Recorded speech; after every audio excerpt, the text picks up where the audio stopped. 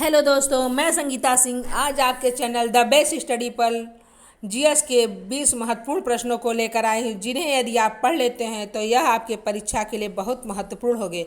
दोस्तों, प्रत्येक परीक्षाओं में ऐसे प्रश्न जरूर ही पूछे जाते हैं, इसलिए दोस्तों इस प्रश्नों को जरूर पढ़िए। ये आपके लिए रामबाण औषधि की तरह काम करेगा। चलिए दोस्तों, प्रश्न शुरू करने से पहले आपसे निवेदन है कि यदि आपको हमारा चैनल जरा सा भी अच्छा लगे तो आप उसे लाइक और सब्सक्राइब कर दीजिएगा तथा शेयर करना बिल्कुल मत भूलिएगा, जिससे हमारा आगने वाला अगला वीडियो जीएस के जिसमें बहुत ही टॉप प्रश्न होंगे आप तक सबसे पहले पहुंच सके। चलिए फ्रेंड, शुरू करते हैं प्रश्न संख्या 1 से।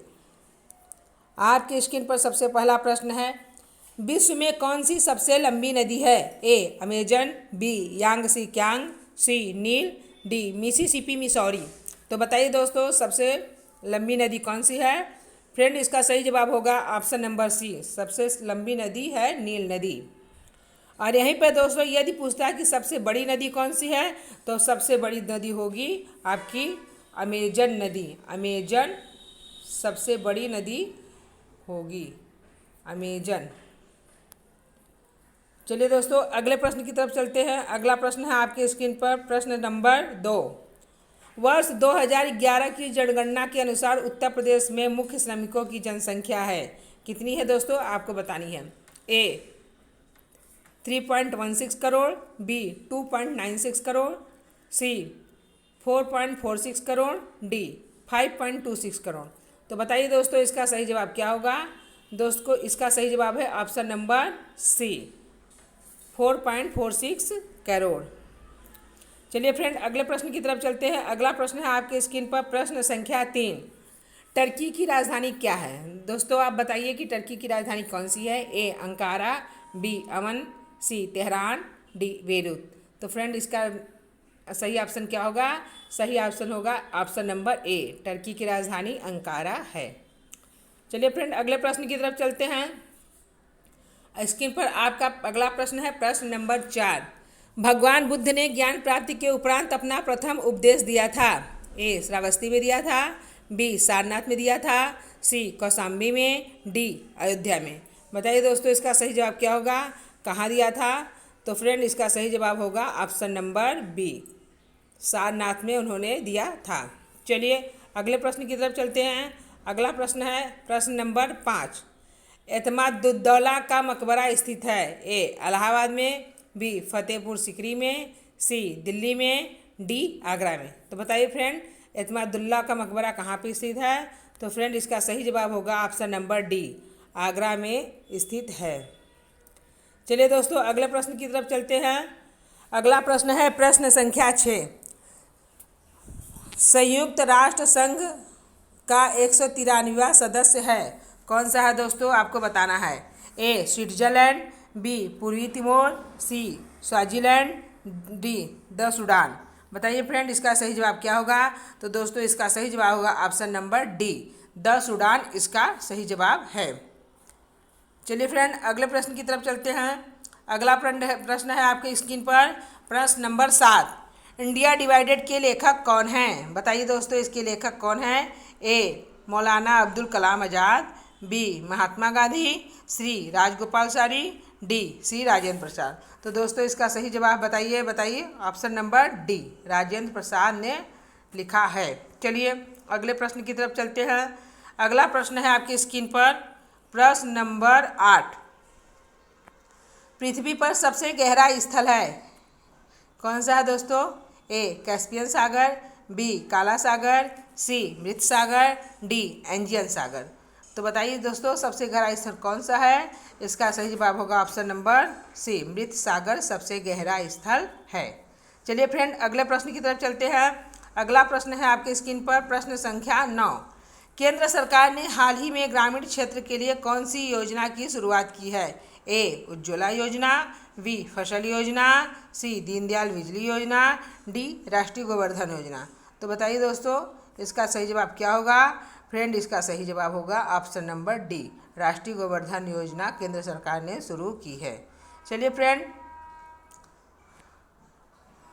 आपसे पुनः निवेदन करती हूँ कि यदि आपको हमारा ये वीडियो ज़रा सा भी अच्छा लग रहा हो तो आप चैनल को लाइक कर दीजिएगा और सब्सक्राइब भी ज़रूर कर दीजिएगा। चलिए अगले प्रश्न की तरफ चलते हैं। हमारा अगला प्रश्न है प्रश्न नंबर 10। औद्योगिक विश्वविज्ञान अनुसंधान कहाँ स्थित है? बताइए दोस्तों, कहाँ स्थित है? ए देहरादून उत्तराखंड में, बी लखनऊ उत्तर प्रदेश में, सी नागपुर महाराष्ट्र में, डी मैसूर कर्नाटक में। तो बताइए दोस्तों, विश्व विज्ञान अनुसंधान कहाँ है? तो औद्योगिक विश्वविज्ञान संस्थान है सर दोस्तों, option number B Lucknow Uttar Pradesh में। चलिए अगले प्रश्न की तरफ बढ़ते हैं। अगला प्रश्न आपके लिए स्क्रीन पर बहुत ही अच्छा प्रश्न है। भारत के किस राज्य का क्षेत्रफल सबसे अधिक है? ए उत्तर प्रदेश, बी मध्य प्रदेश, सी महाराष्ट्र, डी राजस्थान। तो फ्रेंड इसका सही जवाब होगा ऑप्शन नंबर डी राजस्थान। क्षेत्रफल के दृष्टि से सबसे बड़ा राज्य है। इसके पहले मध्य प्रदेश था, किंतु जब से छत्तीसगढ़ बन गया तो राजस्थान क्षेत्रफल के दृष्टि से सबसे बड़ा राज्य हो गया है। चलिए अगले प्रश्न की तरफ चलते हैं। अगला प्रश्न है, यदि एक कंप्यूटर में एक से अधिक प्रोसेसर हो तो उसे क्या कहते हैं? A single processor, B double processor, C multi processor, D super processor. तो बताइए दोस्तों, यदि एक से अधिक प्रोसेसर हो तो इसे क्या कहेंगे? आपके लिए सही जवाब है option number C multi processor. चलिए दोस्तों अगला प्रश्न है आपके लिए, कंप्यूटर में स्थायी रूप से डाटा संचित होते हैं? ए रैम में, बी रोम में, सी फ्लॉपी में, डी कहीं नहीं। तो बताइए दोस्तों, स्थायी रूप से डाटा किसमें संचित होता है? इसका सही जवाब आपको बताना है। इसका सही जवाब होगा दोस्तों ऑप्शन नंबर बी रोम में। चलिए फ्रेंड अगले प्रश्न की तरफ चलते हैं। अगला प्रश्न है प्रश्न संख्या 14। पंछियों से संबंधित अध्ययन की प्रणाली को क्या कहा जाता है? ए पोमोलॉजी, बी अर्निथोलॉजी, सी आर्कियोलॉजी, डी कान्कोलॉजी। तो बताइए फ्रेंड इसका सही जवाब क्या होगा? फ्रेंड इसका सही जवाब होगा ऑप्शन नंबर बी अर्निथोलॉजी। पंछियों से संबंधित अध्ययन को कहते हैं। चलिए दोस्तों अगले प्रश्न की तरफ चलते हैं। अगला प्रश्न आपके स्क्रीन पर है, बहुत ही बढ़िया क्वेश्चन है और यह परीक्षा में आ भी चुका है। इसका प्रश्न को सुनिए दोस्तों, भारत में हरी खाद बनाने के लिए कौन सा पौधा प्रयुक्त किया जाता है? ए कपास, बी धान, सी गेहूँ, डी सनई। तो बताइए फ्रेंड इसका सवाल जवाब क्या होगा? इसका सही जवाब होगा ऑप्शन नंबर डी सनई। चलिए फ्रेंड अगले प्रश्न की तरफ चलते हैं। अगला प्रश्न है आपकी स्क्रीन पर प्रश्न संख्या 16। मशरूम निम्नलिखित में से क्या है? ए पौधा है, बी शैवाल है, सी जीवाणु है, डी कवक है। बताइए फ्रेंड इसका सही जवाब क्या होगा? मशरूम क्या होता है? फ्रेंड इसका सही जवाब है ऑप्शन नंबर डी मशरूम कवक है। चलिए अगले प्रश्न की तरफ चलते हैं। अगला प्रश्न है आपकी स्क्रीन में, भारत का अंतिम वायसराय कौन था? A lord Dalhousie, B Lord Mountbatten, C lord Wavell, D एलिमेंटेटली। तो बताइए दोस्तों भारत का अंतिम वायसराय कौन था? इसका सही जवाब होगा option number B Lord Mountbatten. अगर पूछता है दोस्तों कि भारत का अंतिम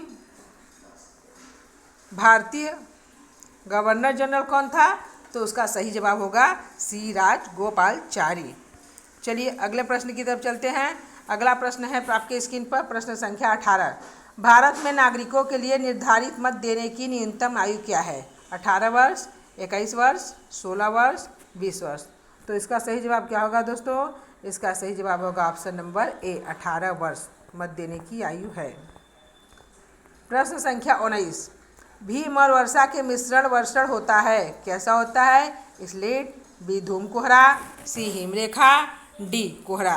तो फ्रेंड इसका सही जवाब बताइए आप क्या होगा? इसका सही जवाब है ऑप्शन नंबर ए स्लेट। चलिए दोस्तों आज का अंतिम प्रश्न और 20वां प्रश्न। 1970 में ऑपरेशन फ्लड शुरू किया गया, किस लिए शुरू किया गया? ए बाढ़ों को नियंत्रित करने के लिए, बी दूध का उत्पादन बढ़ाने के लिए, सी जल स्रोतों में सुधार के लिए, डी आर्थिक अधिक बाध बनाने के लिए।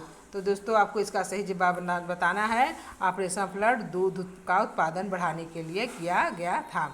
दोस्तों आज के लिए बस इतना ही। इससे आगे अगले वीडियो में दोस्तों हमारी वीडियो को लाइक कर लीजिएगा, सब्सक्राइब कर दीजिएगा, जिससे कि सबसे पहले हमारा वीडियो आप तक पहुंच सके। धन्यवाद।